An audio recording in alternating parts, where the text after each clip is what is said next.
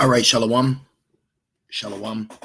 First and foremost, I want to give all praise, all honor, and all glory to Yahweh, Bahashem, Yahushai, Bahashem, Rachakodash. I'd also like to give double honors to my elders and apostles at Great Millstone that do good well. And I would like to say peace and salutations to the Lord's elect, the hopeful elect in 1/3. And Lord's will this lesson will be edifying as well as exhorting to the sincere sheep of Yahweh, Bahashem, Yahushai, Bahashem, Rachakodash. And the water Yahweh, Bahashem, Yahushai, Bahashem, Rachakodash, forgive me the inspiration to do this lesson, And as the title reads, from suits to servants. All right. So this title came to me, just happened to come to me. I can't remember in particularly what I was, I was reading Isaiah 60. Yes. So I was reading Isaiah 60 and, from reading it, the title from suits to servants came to mind. So I just want to go into some prophetic scriptures pertaining to the future position that the global elites, the powers that be, the scriptures refer to Lucifer falling, okay, meaning the light bearers on the left-hand side, okay, Esau, okay, but not just your average everyday Edomite that you deal with, brush shoulders with, get upset about at the red light. No, we get it, okay. They will be in our kingdom, but you got to understand that they will perish on this side in the next world's war. But those Edomites and other heathen nations that are preserved from the prophesied said perils, okay, are going to hide themselves in the caves and the rocks, dumbs, underground bunkers, things of that nature.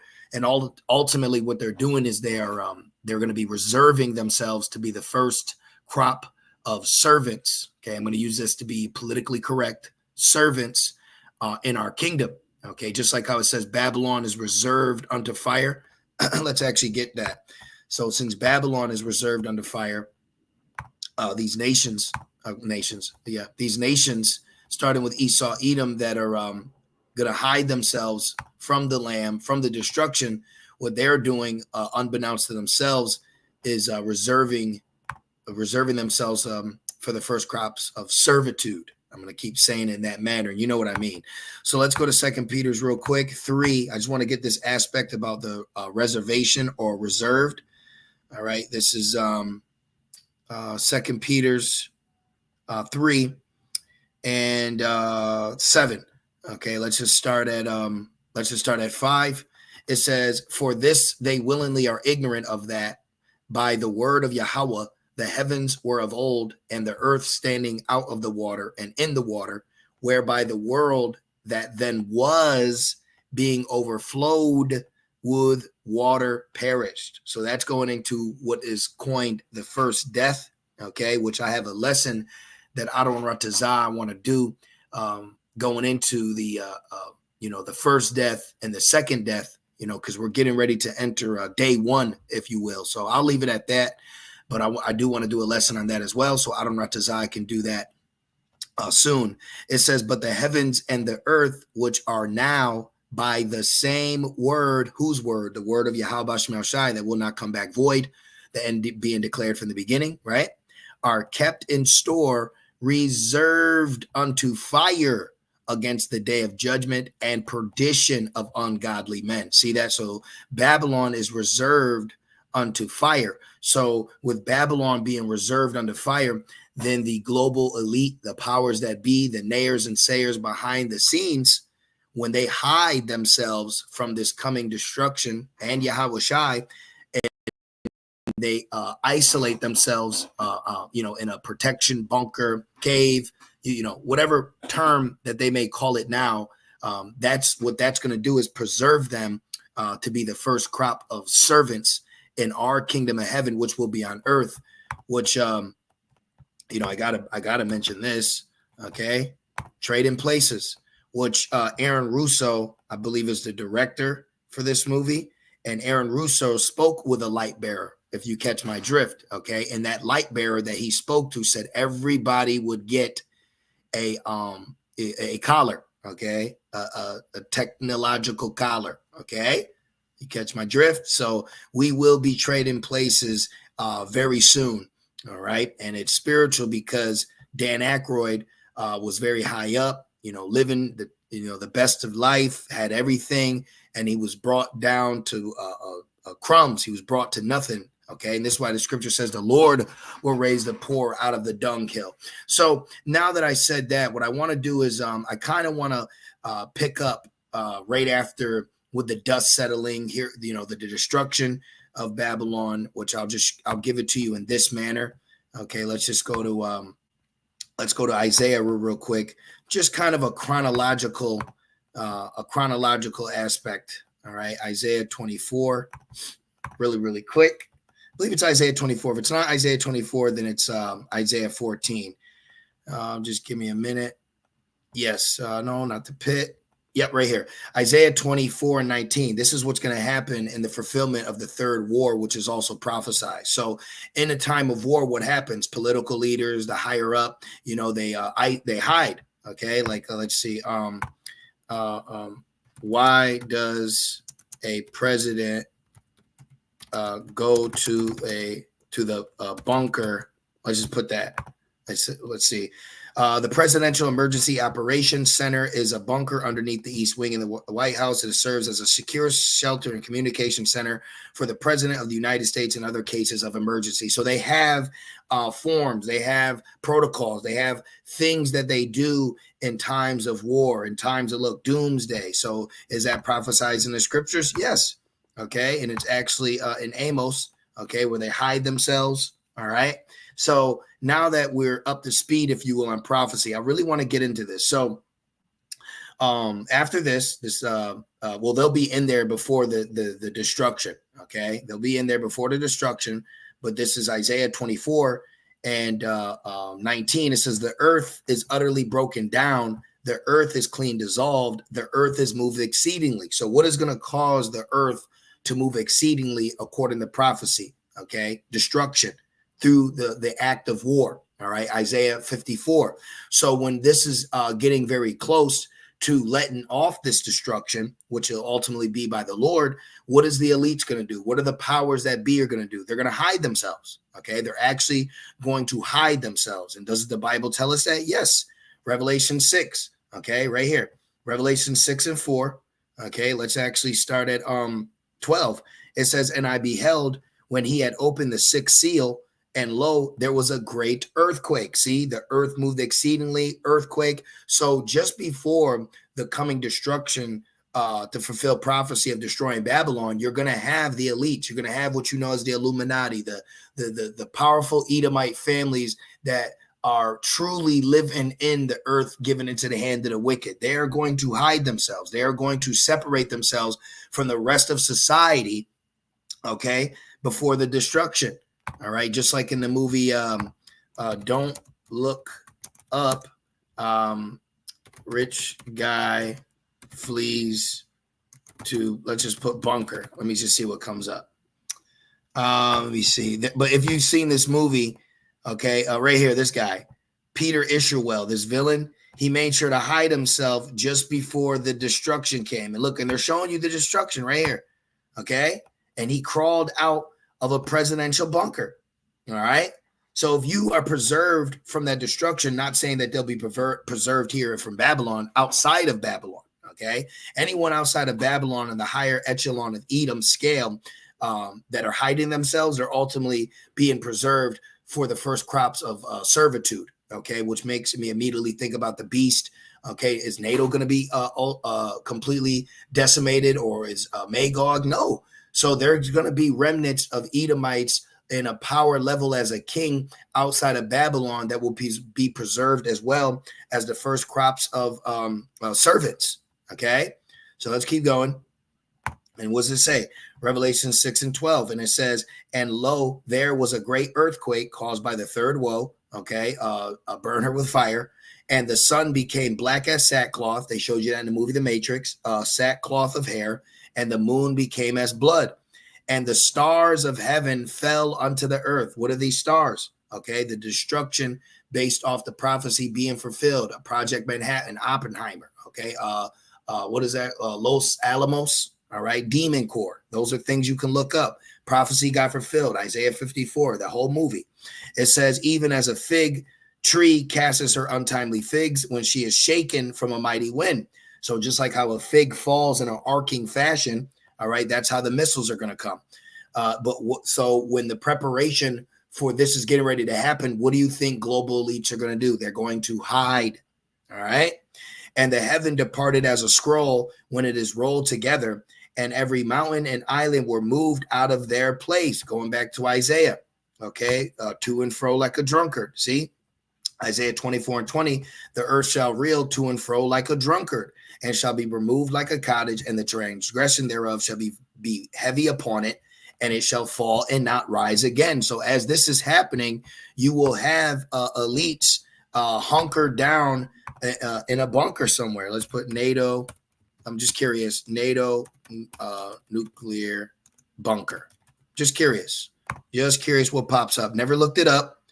See, look at this.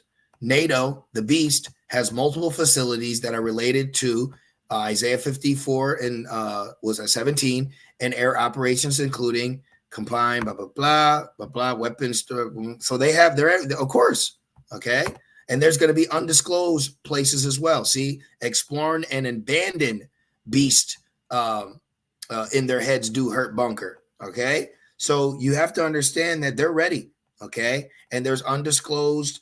These nations don't have to let the world know what they would do in a time of war and impending doom. Okay, but there are plans of it. There are facilities. There are talks, and they call them safe rooms. All right, so they're going to be stored in here so that they think that they're safe from destruction. But what it's doing is it's preserving and reserving them for the first crops of servitude. Okay, and being politically correct just in case. So now that I said that, let's go back. And it says right here, look, Rev 6 and 15, and the kings of the earth and the great men. Who are the kings of the earth? Who are the great men? Okay, and the rich men, see? And the chief captains and mighty men. That right there is military elites, lesser luminaries. All right. And when you go into the movie, what was that? Was it Greenland? Greenland movie requirements to get on the ark. I think it was it an ark in that movie or a bunker? Let's see. How long were they in the bunker? 9 months. Okay. See that? It says 9 months later, the bunker is also able to make radio contact. It makes me think about Noah and the ark. All right. So there is going to be certain protocols that they're going to keep, okay, to preserve themselves. But what they don't know is they're going to be reserving themselves for the first crops of slavery. Okay. So this is beautiful to read it with a prophetic understanding and how it's going to play out. So when we see, after the mandatory marking and we see the furthering of the third woe and the actual involvement of the third woe and these countries and around the world and everything's on and popping, you have to understand that if the elites and the powers that be, the great men, the kings, if they're not already in these safe rooms, caves, I'm just going to call them caves because even the scriptures refer to as that, or mountain, if they're not in it, they will be in it soon. Okay. So the quicker the destruction, the quicker the servitude begins. Okay. The quicker this place's destruction, the even quicker of their servitude. All right. And our salvation. So it says the kings of the earth, the Illuminatis, powers that be, government, great men, and the rich men, and the chief captains, military, all right, and mighty men, and every bondman and every free man hid themselves in the dens and in the rocks of the mountains. And I'm just curious what this word den means. Okay, so when you go into it, bear with me. And most people don't know this. Okay, people do not know this. Look, a cave. Okay, a cave. Look, a hiding place, a resort.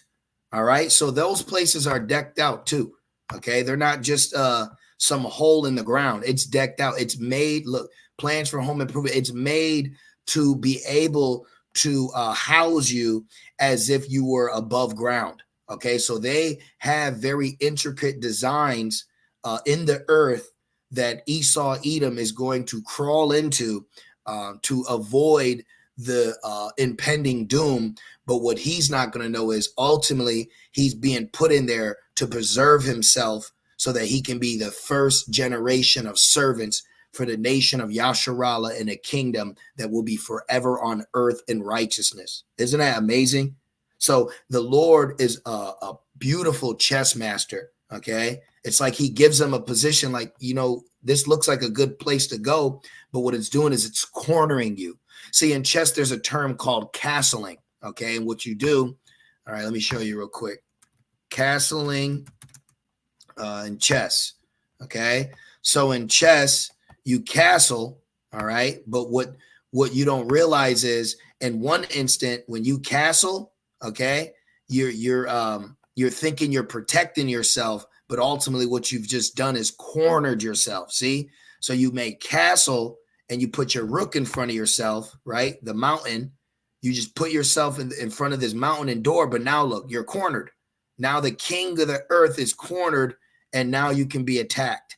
Okay, so you may call it castling. I call it cornering. And that's what the Lord's going to do. He's cornering you. All right. Remember in the movie Trading Places, they cornered the market.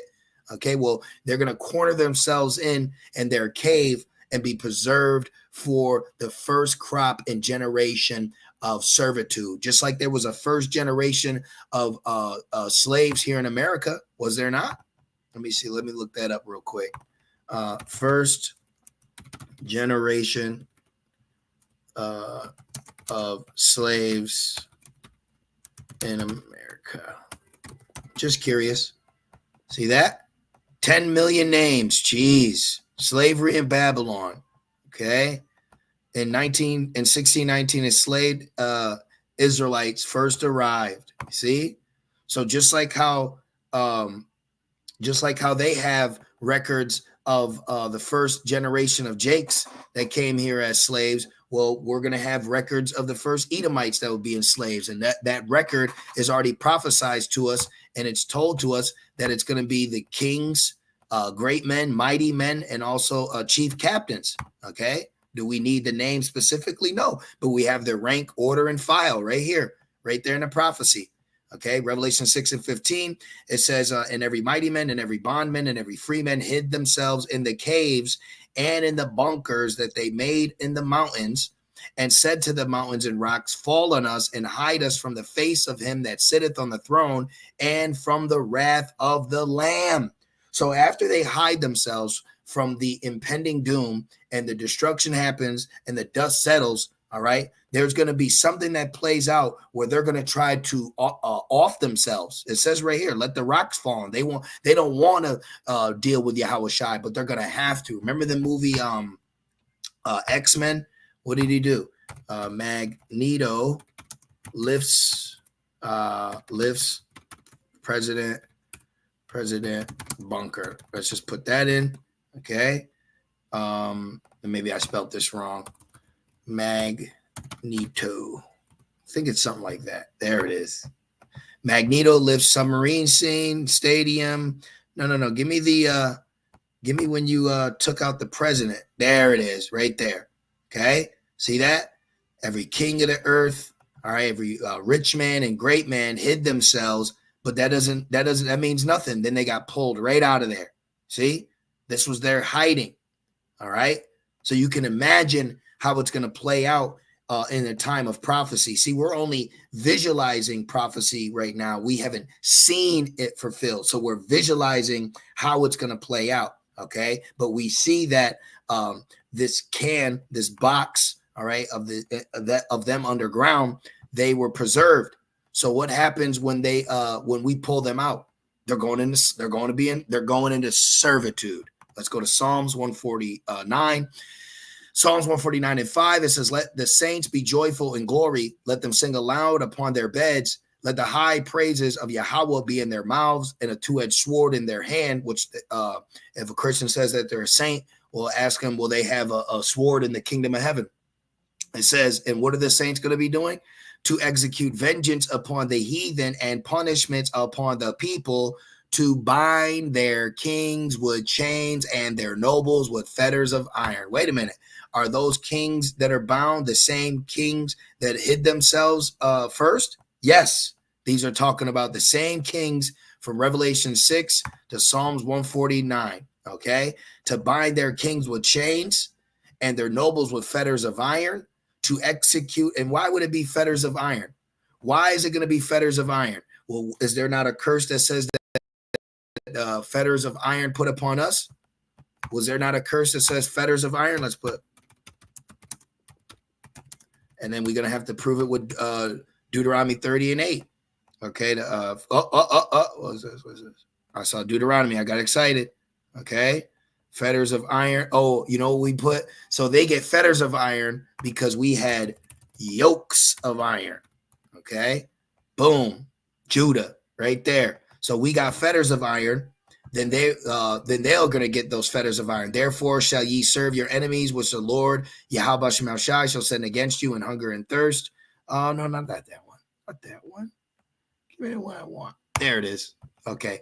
And it says that he will place an iron yoke upon a yoke on your neck until he has destroyed you. So there you go. So the same way that we had a yoke of iron, they're going to get yoked up and get fetters of iron, and that's Deuteronomy 30 and 7. Now I could go, but I'm just going to grab it right here.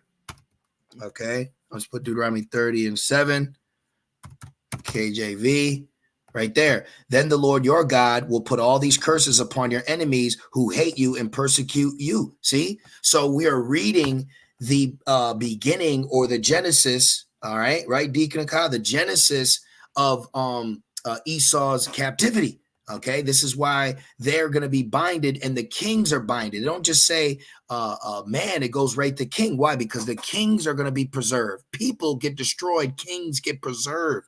So they're going to be preserved here. Okay, so this is a beautiful thing. All right, so from suits to servants. All right. It says Isaiah 49 and 9 to bind their kings. Why their kings specifically? Because those kings are the ones that are going to be preserved. All right. And it said fetters of iron because we were put in yokes of iron. Now this is the curses being applied to the heathen, chiefly starting with the craftiness of the head council, Esau, Edom, or shall I get specific and even go into Amalek? All right. So we're breaking it down how after the third war, destruction comes. Kings of the earth hide themselves, then they're preserved, right? Then they're preserved. They're hiding themselves. They're in the bunkers. They're in the dens, okay? The same way we see it, all right? Then they're going to get pulled out in a beautiful fashion and manner. I'm just giving you a visualization according to, movies, things of that nature, trading places, little visuals for ourselves while we meditate how it's going to play out in real time. So now that we understand that after the third woe, there's going to be the powers that be, the elites, the lesser luminaries, the illuminaries, the Edomite power families that are actually the wicked ruling the earth, or the earth given into the hand of them. Because the average everyday Edomite, they're not going to be in the kingdom day one because they're going to be destroyed here. Every single Edomite here in Babylon will be destroyed. So who's going to be preserved? Well, you got the NATO, you got your Putins, you got your elites, okay, your kings, your great men, all right, things of that nature. And then we see how they're going to be bound up in chains and their nobles with fetters of iron to execute upon them the mashapat, the judgment written. This honor have all his saints. Praise ye Yahweh Shemel Shai. See, so when you look into this, okay, when you look into this word saint, we know this is referring to Israel. But if you ever have to deal with a Christian, go to Psalms 149 and ask him, what will be the position of a saint in the kingdom? The position of a saint in the kingdom will first be of the elect, the 144,000, including the 1/3. But starting with that, we'll be executing judgment upon earth.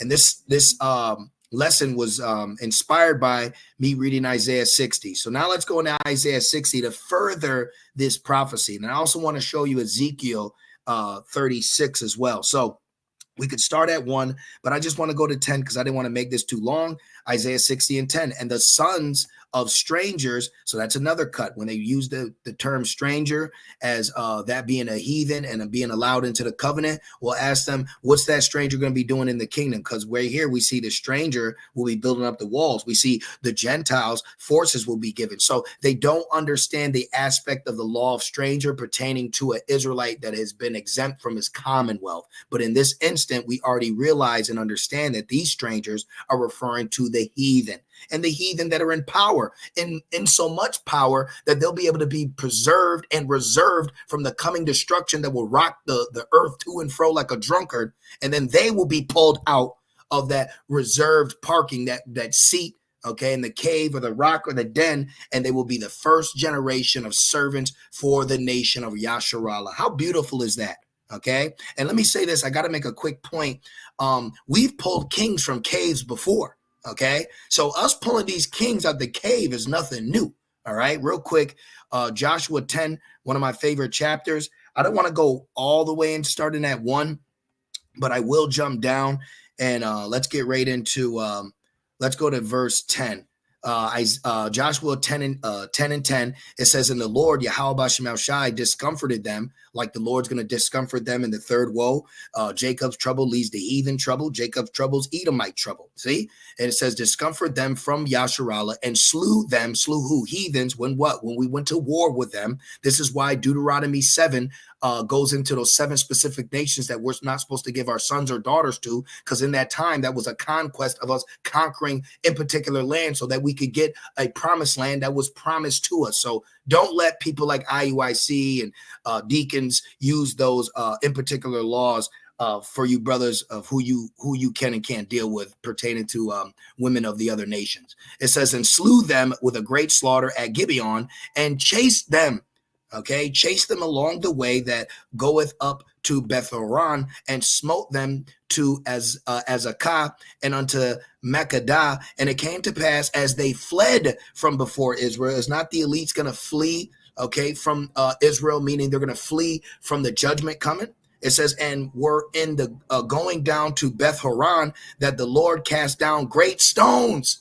Is there not great stones? And they say he saw what did he say? He saw the hailstones. Okay. So the great stones here, literal, the great stones coming, nuclear.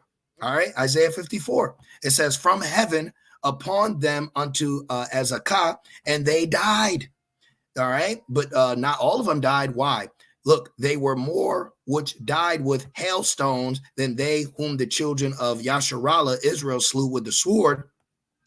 And then it says, "Then spake Joshua to the Lord in the day when the Lord delivered up the Amorites before the children of Israel, and said in the sight of Israel, Son, stand thou still upon Gibeon, and thou moon in the valley of Ajalon. And the sun stood still, and the moon stayed, until the people had avenged themselves upon their enemies."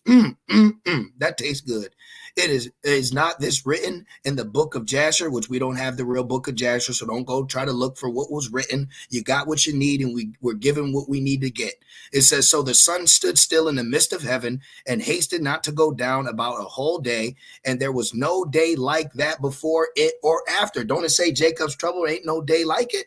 "That the Lord, Yahweh Bashemel Shai, hearkened unto the voice of man." So the Lord listened to Joshua and allowed the sun to stay up so they could continue to wage war and slaughter the heathen. Beautiful. "For the Lord fought for Yasharallah, and Joshua returned, and all Israel with him, unto the camp to Gilgal." Now check this out. Here it comes. "But these 5 kings," Revelation 6, and the kings, right? "But these 5 kings fled and hid themselves in a cave at Makkedah." So we see when judgment is being brought forth upon heathen, and the Lord's hand is heavy upon his people to prosper them, kings flee. Okay. Right now, the kings are out and open and partying and laughing and this and that. But in the time of prophetic judgment, prophetic mashapayim, kings flee. And they hide themselves, hoping to preserve their power, their legacy, their throne. But what they don't realize is where they hide is preserving and reserving them. See? They're cornering themselves. Remember, chess, castle, you're not protecting yourself. You're cornering yourself. It says, "And it was told Joshua, saying, Hey, the 5 kings are found hid in a cave at Makkedah." So you can only imagine how it's going to play out with Yahweh Shai, Malak Dawadah, the elect, when this situation goes down of grabbing up the powers that be, grabbing up the mighty men, grabbing up those that hid themselves, just like this. "And Joshua said, Roll great stones upon the mouth of the cave, and set men by it for to keep it." So he said, let them stay there a while. Let them stay there a while. In the movie Greenland, they stayed in those caves for about 9 months. We don't know how long it's going to be, how it's going to play out. Not here to give you a specific time, second, hour, a day, but we know it's going to play out. It's going to be beautiful. Okay, now look. It says, and stay ye not, but pursue after your enemies, and smite the hindmost of them.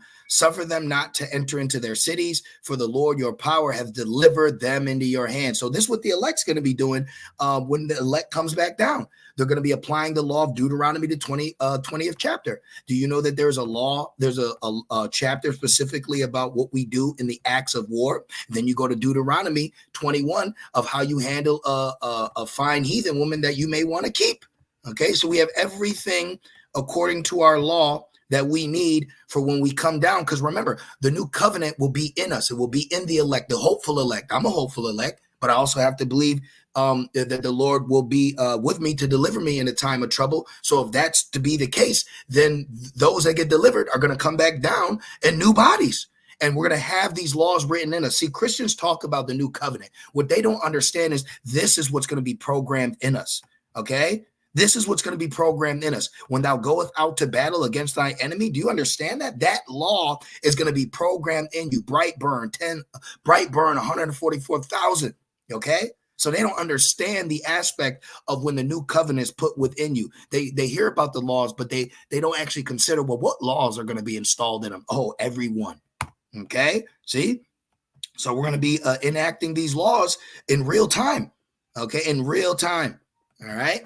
So going back, now here's the point I wanted, okay? And it says, deliver them in your hand, slaughter. Yep, and it says, and it came to pass when Joshua and the children of Israel, the men of Israel, the sons of Israel, were no women out there fighting with us, had made an end of slaying them with a very great slaughter, Isaiah 14 and 21, till they were consumed, that the rest which were made of them entered into fenced cities, and all the people returned to the camp to Joshua at Makkedah in peace. None moved his tongue against any of the children. Yeah, they ain't going to be talking back, brothers. Okay, I know you done dealt with some BS in your walk, especially as an Israelite man. Okay, they ain't going to be talking back to you. They're dare not. All right, speak anything, and they'll probably get judged based off you hearing their thought in their head. It says, then said Joshua, then said Habushai, open the mouth of the cave. Open the mouth of the cave. See that? So how you think the mouth of the cave is going to get ripped open? I'm speaking as a man, but you're just going to rip it open, however it's going to happen. But if this is a cave, look how it got ripped open. Look at them. Kings, great men, chief men, mighty men, right? Hid themselves. But their hiding is going to be found. It's going to be hide and seek. All right. Then it says, then said Joshua, open the mouth of the cave and bring out those 5 kings unto me out of the cave or the den. And they did so and brought forth those kings. And when they brought them, they had them all yoked up. Their little royal apparel was all tattered and torn. Okay, the precious linen, whatever gold drapes and whatever kind of material that they wore, and they flaunted themselves. And now was nothing. Now is going to be what they're buried in. It says those 5 kings unto him out of the cave: the king of Jerusalem, the king of Hebron, the king of Jarmuth, the king of Lachish, and the king of Eglon, and it came to pass when they brought out those kings unto Joshua. Then it came to pass when they brought out those kings to Yahushai, right? This is Hahushai, but what about when the kings are brought to Yahushai? That Hahushai called for all the men of Israel, Akyam, and said unto them, Malakyam Akyam, king, or king brothers, and said unto the captains of the men of war, which went with him, come near, put your feet upon the neck of these kings. Put your foot on the neck of his ass, man. All right. So you can already look up right now the modern kings right now, from the Putins to the NATOs to all of them out there. All right. But this is how they're going to be treated. Okay, from suits to servants. And they came near and put their feet upon the necks of them. And Joshua said unto them, fear not, nor be dismayed. Be strong and of good courage, for thus shall Yahweh, Ba'ashem Yahushai, do to all your enemies against whom ye fight. And afterward Joshua smote them and slew them and hanged them on 5 trees. And they were hanging upon the trees until evening. Why? Because after evening, they got to be cut down. Okay, so now let's go back to the more prophetic scriptures. So now you can see, fast forward, why the sons of strangers are going to be building up thy walls, why they'll be put to judgment if they will not serve us. And the sons of strangers shall build up thy walls. And I work with Esau. I do construction. Okay. And Esau don't work hard enough for me. No motherfucker slave me, man. I got to grab my own, Quikrete. I got to grab my own concrete, got to grab my own water, got to tamper my own hole, got to level my own post. I got to do it all. And Esau gets to move at his pace, but they're looking watchful eyes on me, wondering if I'm worth how much they want to pay me. But the two guys next to me, I'm overlapping them and doing more, but no one's, because they're not in slavery right now. See, they're not in slavery right now. So the work that you brothers do, the hard work you've put in, all right, the bumps, the bruise, the sweats, the hunger pains that you've had to deal with while in captivity, while working, okay, that role is going to get poured upon the elites, okay, weak ass elites. Just like in the movie Trading Places, you say you ain't work a hard day in your life. The elites are going to go from croutons to calluses, okay? They're going to have to deal with it, all right?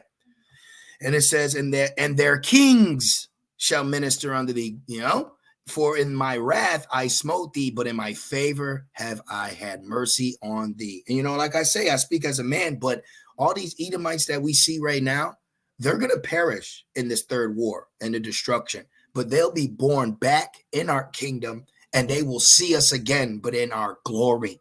Oh, that's amazing. Therefore, thy gates shall be open continually.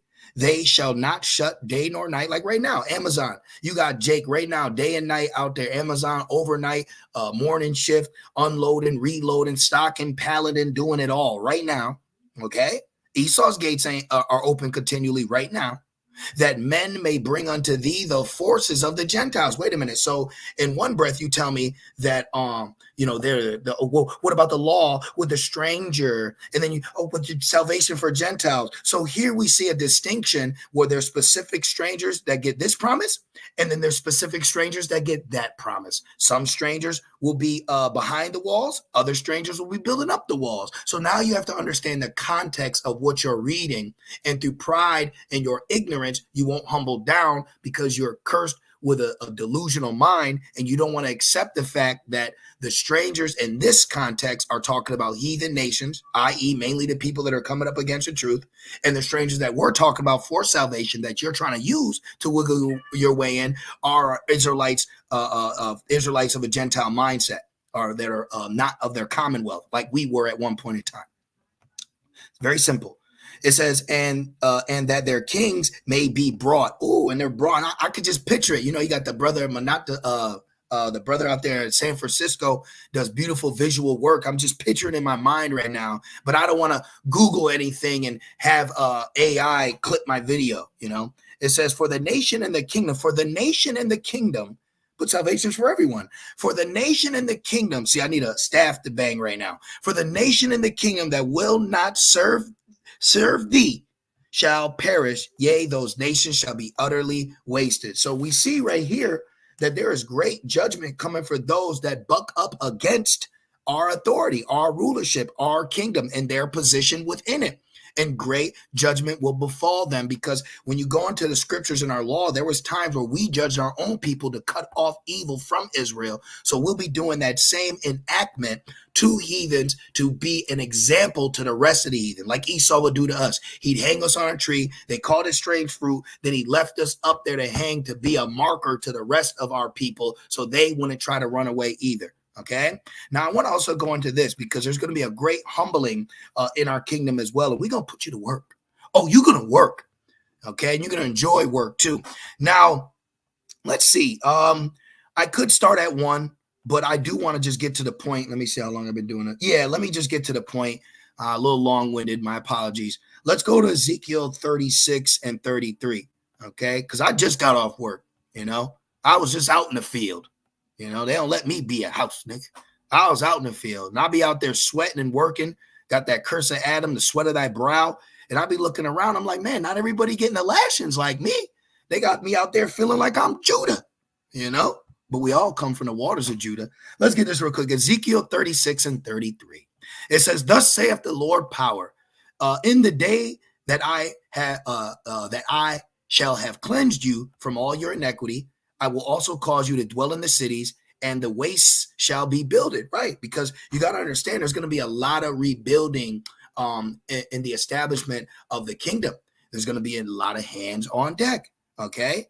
And it says, and the desolate land shall be tilled. What desolate land? The land of Yasharallah that will be destroyed in the next world's war. We could actually read up Ezekiel 36, starting at 5, because the Lord is angry because Idumea has appointed our land in his possession.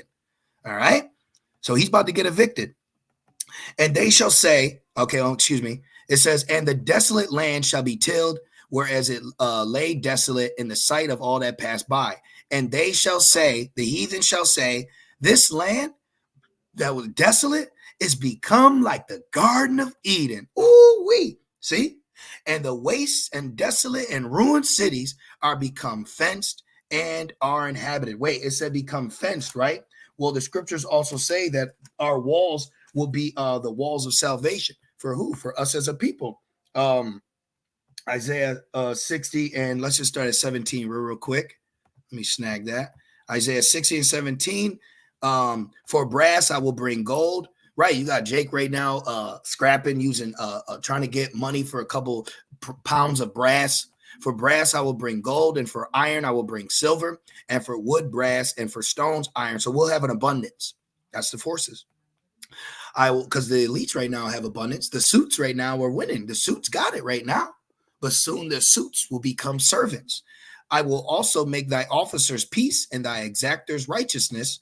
Violence shall no more be heard in thy land, wasting nor destruction within thy borders, but thou shalt call thy walls salvation and thy gates praise. See that? So Barakatah Yahweh Shem Shai, and the heathen are going to see that. They're going to be in awe, in so much that they're going to say, it's the Garden of Eden. And it says, and the waste and the desolate and the ruined cities are become fenced and are inhabited, right? And it says, then the heathen that are left round about you shall know that I, the Lord, Yahweh Shem Shai, build the ruined places and plant that was desolate. I, the Lord, have spoken it, and I will do it. And who's he going to do it to? Thus saith the Lord power, I will yet for this be inquired of by the house of Yasharallah to do it for them. I will increase them with men like a flock, as the holy flock, as the flock of Jerusalem, in her solemn feast. So shall the waste cities be filled with flocks of men, and they shall know that I am the Lord. Look at that. That's a cut, man. Anytime you talk about the kingdom and the prophecies that haven't been fulfilled yet, all fingers point to the kingdoms for the nation of Israel.